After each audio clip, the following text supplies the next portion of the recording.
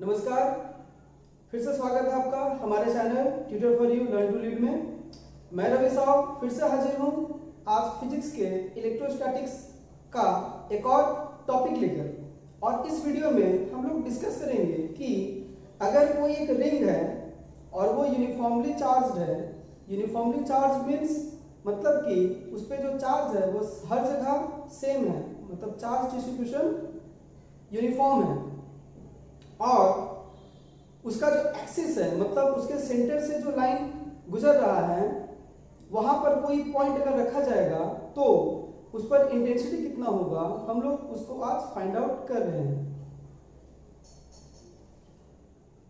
तो ये मैंने एक रिंग ले लिया जिसका सेंटर O है और इसके एक्सिस पे एक पॉइंट P है। अब इस पॉइंट पे इस पूरे रिंग की वजह से कितना इंटेंसिटी होगा हम लोग ये कैलकुलेट करने वाले हैं। तो हमने सबसे पहले एक स्मॉल एलिमेंट dl ले लिया है।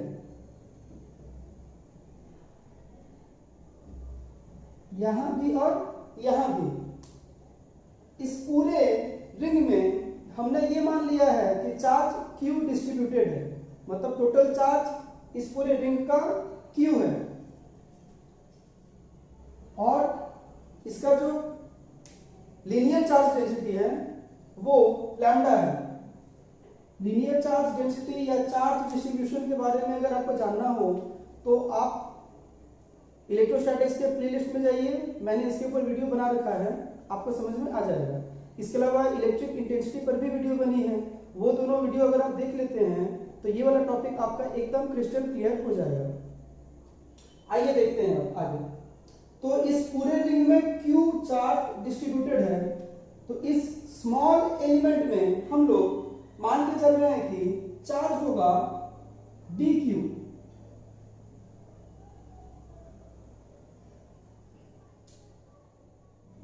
हमने रेडियस को लेट कर लिया है a, रिंग के रेडियस को a हमने लेट कर लिया है और O से इस P के डिस्टेंस को हम लोग x मान लेते हैं। तो dl से P का डिस्टेंस क्या हो जाएगा?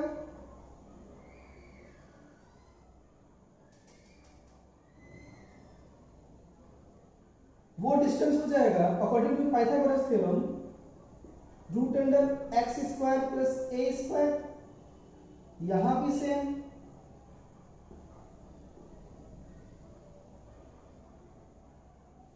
अब देखिए इलेक्ट्रिक इंटेंसिटी क्या होता है। इलेक्ट्रिक फील्ड इंटेंसिटी होता है कोई चार्ज जब किसी यूनिट पॉजिटिव चार्ज पर अपने इलेक्ट्रिक फील्ड के अंदर फोर्स लगाता है, यानी कोई भी चार्ज अपने इलेक्ट्रिक फील्ड के अंदर किसी यूनिट पॉजिटिव चार्ज पर जितना फोर्स लगाएगा उसे हम लोग कहते हैं इलेक्ट्रिक इंटेंसिटी। अब यहां पर वो स्मॉल चार्ज है dl और ये पॉइंट है P जहां पे हम लोग एक यूनिट पॉजिटिव चार्ज रखते हैं। तो इसे मैंने पॉजिटिव मान कर चला है और ये भी पॉजिटिव, तो फोर्स का डायरेक्शन किधर होगा? आउटवर्ड, इस तरफ होगा।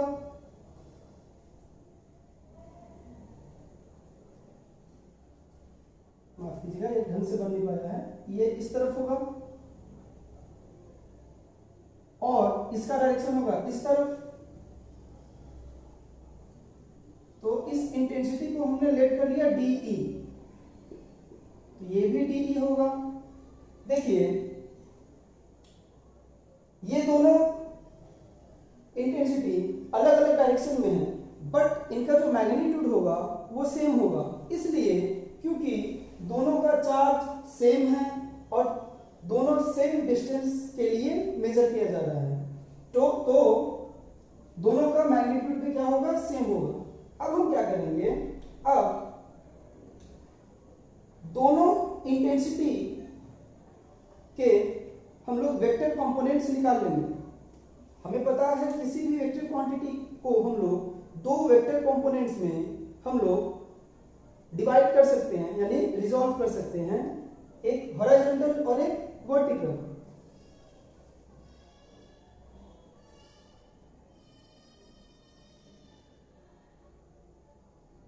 यहां इन दोनों का एक साथ यहां पर ये दोनों मीट कर रहा है, इसलिए मैंने डबल इसको ड्रॉ कर दिया। अब ध्यान से देखिएगा, इसके और इसके बीच के एंगल को हमने थीटा लेट किया है। तो अब देखिए, ये एक ट्रायंगल है, ये और ये डिस्टेंस सेम है, तो इसके जो ऑपोजिट एंगल होंगे वो भी सेम होंगे, क्योंकि किसी भी इक्विलैटरल ट्रायंगल के इक्वल साइड्स के ऑपोजिट एंगल भी इक्वल होते हैं। तो ये भी थीटा हो जाएगा। अब ये देखिए, दो पैरेलल सीधी रेखाएं हैं जो कि पैरेलल है, और ये एक टेढ़ी रेखा है। हमें पता है दो पैरेलल लाइंस को अगर एक टेढ़ा लाइन आके काटता है तो एंगल्स बराबर होते हैं ऊपर और नीचे के, जिसे हम लोग अल्टरनेट एंगल्स बोलते हैं। यहां भी देखिए वैसा ही कुछ हो रहा है, तो ये थीटा है तो ये भी थीटा हो जाएगा, और यहां से इसकी वजह से ये भी थीटा हो जाएगा।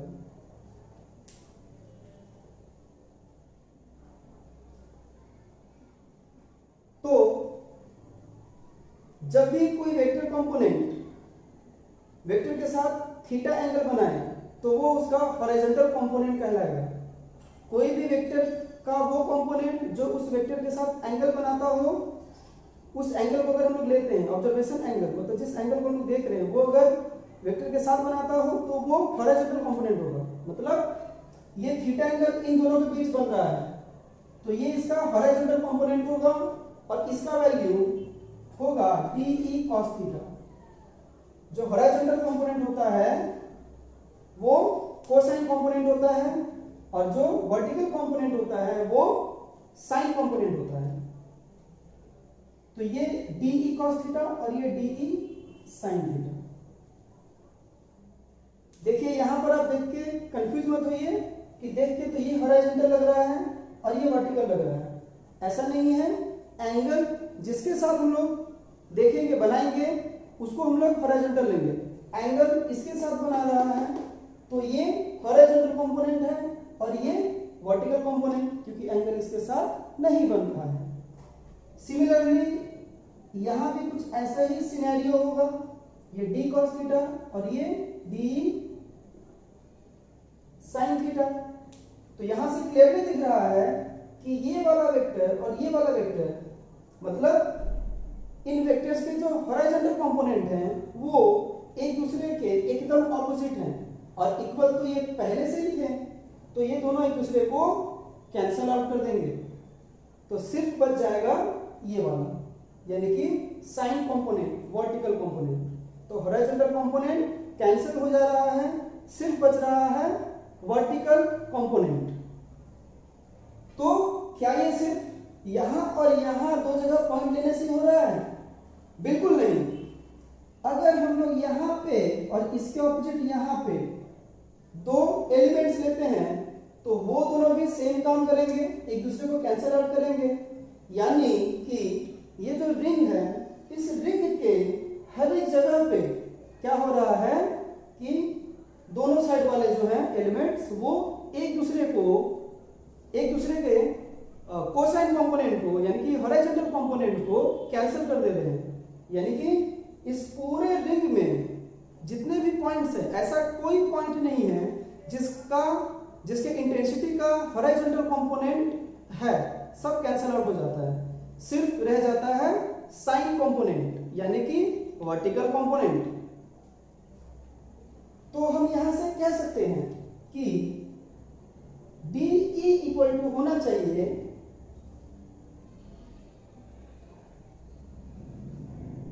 E sin थीटा, जो कि बराबर होगा 1/4 pi epsilon not into DQ by root under x square plus l square का whole square into sine theta.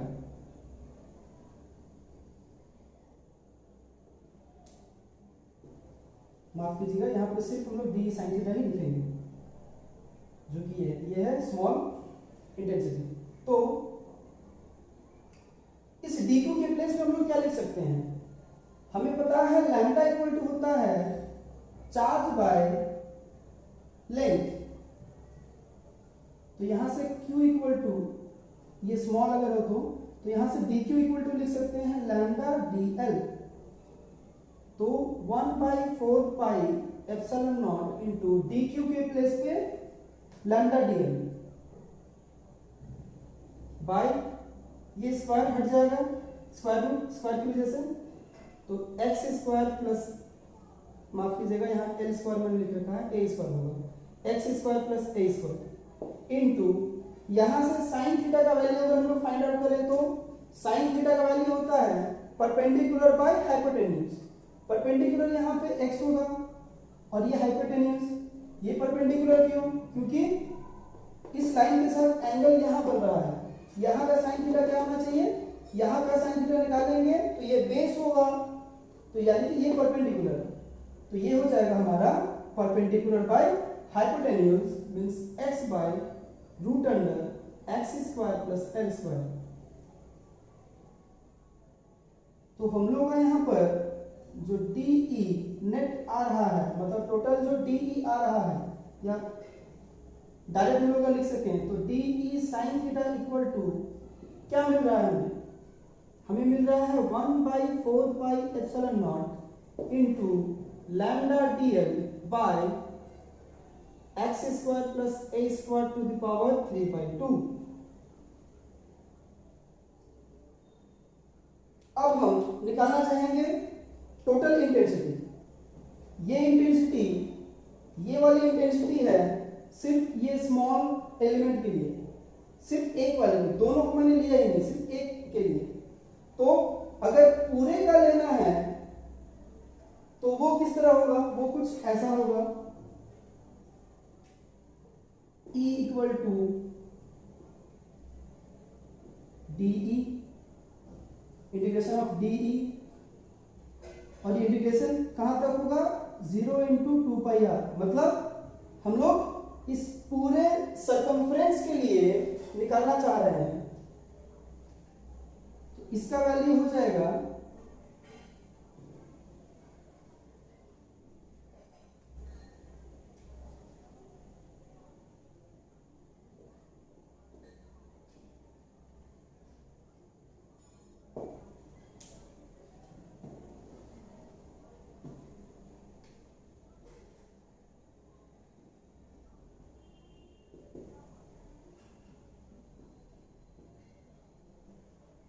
तो ये हो गया हमारा टोटल इंटेंसिटी। इसमें से देखिए x कांस्टेंट है, ये भी कांस्टेंट है, ये सब कुछ कांस्टेंट है, तो यहां से हमें मिलेगा 1 बाई, जो कांस्टेंट है उसे हम लोग बाहर निकाल देंगे, तो मिलेगा हमें 1/4 pi epsilon not into lambda x by x square plus a square to the power 3/2 into dl। अब देखिए हम यहां पुट करने वाले हैं कुछ, हम यहां कुछ पुट करेंगे, क्या? लैम्डा का वैल्यू, इस पूरे के लिए लैम्डा का वैल्यू क्या होना चाहिए? Q/L। L मतलब ये होगा हमारा यहाँ का 2πr, ये जो L मतलब पूरे लेंथ के लिए, इस रिंग का पूरा लेंथ क्या होगा? इसका सर्कमफ्रेंस, तो वो हो जाएगा हमारा 2πr। अच्छा, यहां पर हमने रेडियस a लेट कर रखा है, तो 2πa होना चाहिए, तो यहां भी हमने 2πr लिख रखा है, जो कि 2πa होना चाहिए, क्योंकि रिंग का जो रेडियस है वो तो a है हमारा। तो माफ कीजिएगा, मिस्टेक हुआ यहाँ पे, हाँ अब ठीक है। तो लैम्डा के प्लेस पे ये रखेंगे हम, तो एक्सप्रेशन कुछ ऐसा होगा,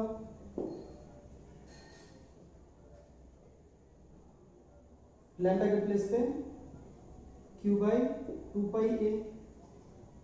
और यहां पे x तो पहले से ही था,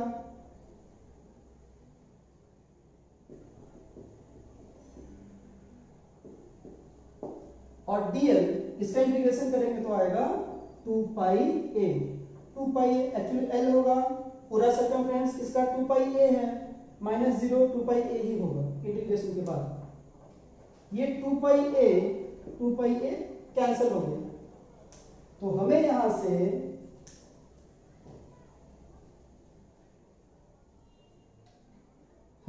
से इंटेंसिटी का मैग्नीट्यूड मिल रहा है 1/4 pi e nought into q into x by x square plus a square to the power 3/2।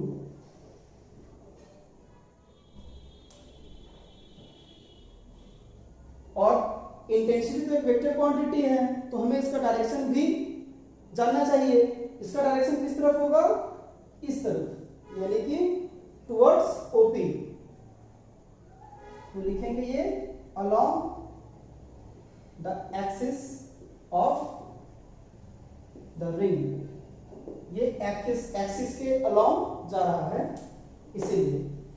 तो ये था हमारा इलेक्ट्रिक इंटेंसिटी का एक्सप्रेशन। अब हम लोग देखेंगे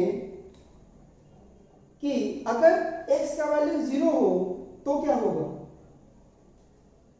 मतलब एट x इक्वल टू 0, ये स्पेशल केस हम लोग लेते हैं।